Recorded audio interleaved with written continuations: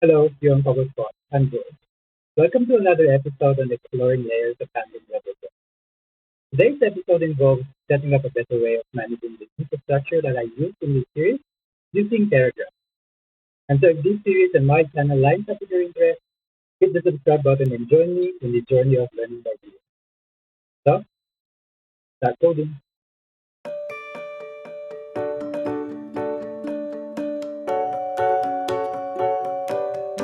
As I identify more infrastructure stack in this series, it becomes apparent to me that having to stand up the different infrastructure stack from each Terraform module is difficult to manage and maintain.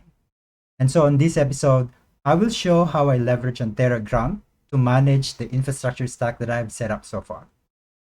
So let me pull the latest set of code on my local machine and then create a branch for my changes today.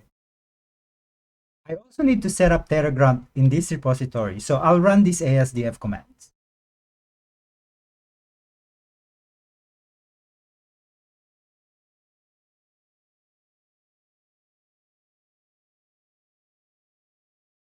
So I'm now all set to start the actual work.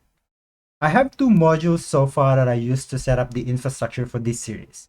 One module is for my EC2 resources and another one for my load balancer resources. In order to manage these modules in one place, I will need to set up my Terragrunt structure that will allow me to plan, implement, and even destroy both modules in one go.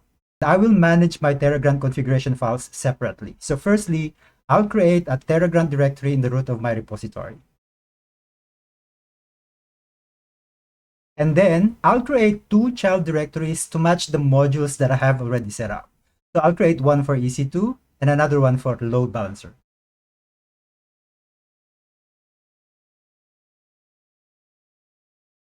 And now I can start setting up my Terragrunt configuration files for each of these modules. So I'll start with EC2. I'll create a terragrunt.hcl file inside the directory. So let me close my terminal and my Explorer and start writing the code. The first block that I will set is the include block to allow Terragrunt to traverse through the directories in my structure.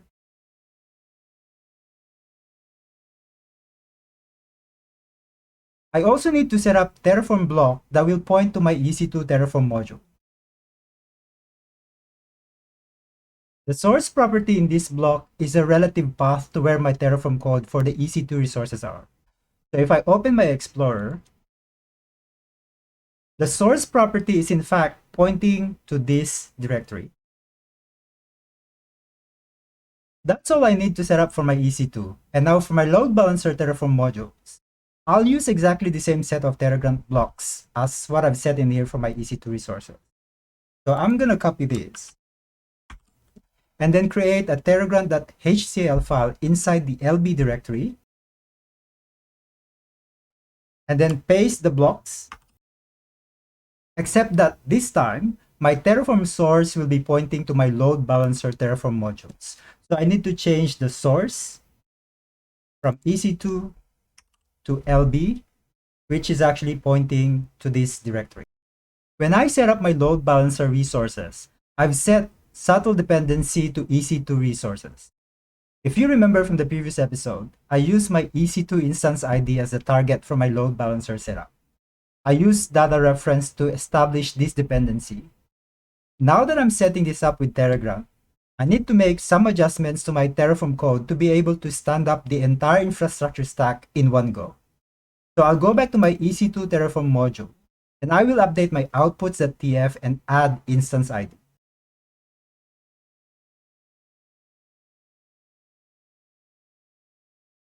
For my Terragrunt setup to work, I need to make sure that all files and resources referenced by my Terraform modules are in scoped.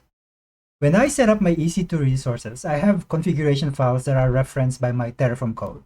And these files are my Docker Compose and custom Nginx configuration files. I need to move these files into the context of my EC2 Terraform modules. So what I need to do is, inside EC2 directory, I'll create a new directory and call it config.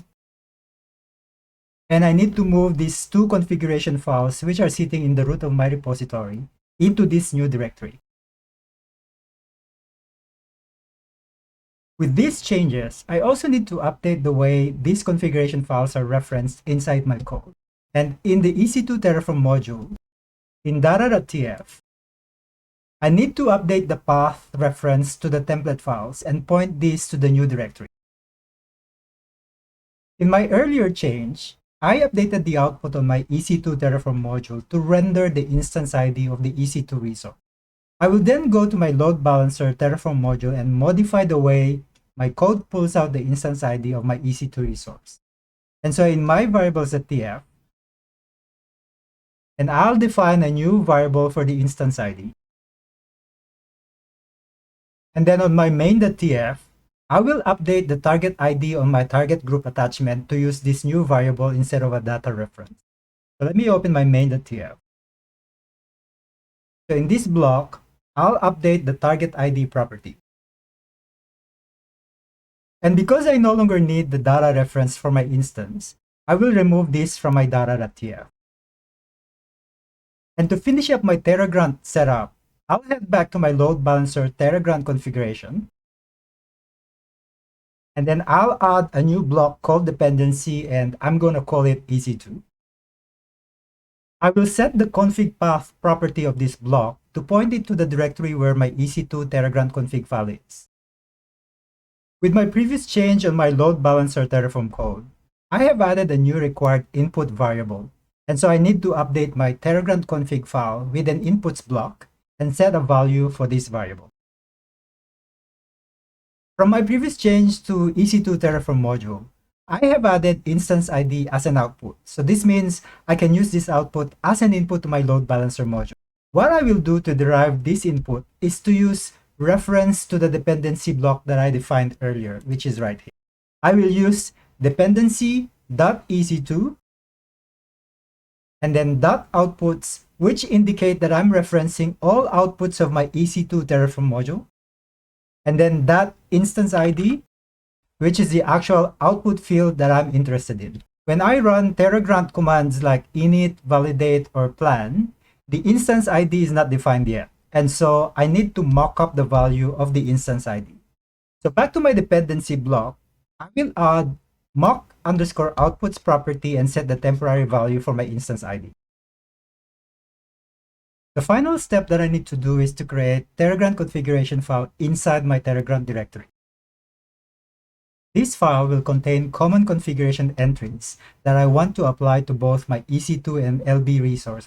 I don't have any of these common configurations at this point, so I'll just leave an empty locals block for now. And now, let me run the commands to stand up both my EC2 and load balancer resources. So firstly, let me open my terminal. And then I'll export my AWS credentials as well as my Terraform workspace. And then I need to make sure that I am inside the Terragrunt directory. And then I can start running the Terragrunt commands, starting with init. And now I'm going to run plan. The plan was successful, and so now I'm going to run apply. And then on this prompt, I'm going to say yes. All my infrastructure have been set up, which include both my EC2 and load balancer resources. And if I scroll up on this console log, this will show me that my EC2 resources are created first before my load balancer resources. What I need to do next is verify that my web applications are working. So I'm going to copy this load balancer DNS output in here, and then switch to my browser. And I'm going to verify port 8080 first, and that's loading fine.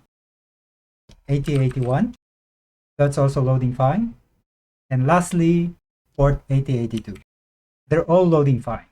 So if I go back to my VS Code, what I need to do next is destroy my infrastructure stack, which should cover both load balancer and EC2 resources. So I'm going to go ahead and run Terragrunt run all destroy. And then I'm going to say yes on this prompt.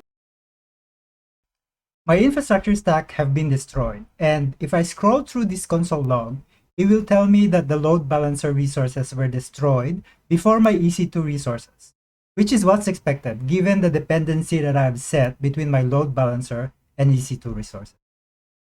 And that's it for today's episode. On the next episode, I will update my load balancer resources for secure web request forwarding, so stay tuned. In the meantime, let me know your thoughts in the comments below and send me some likes if you find this useful. And don't forget to hit the subscribe button if you like my content and help me spread the word about this channel. Until next time, keep learning and stay safe.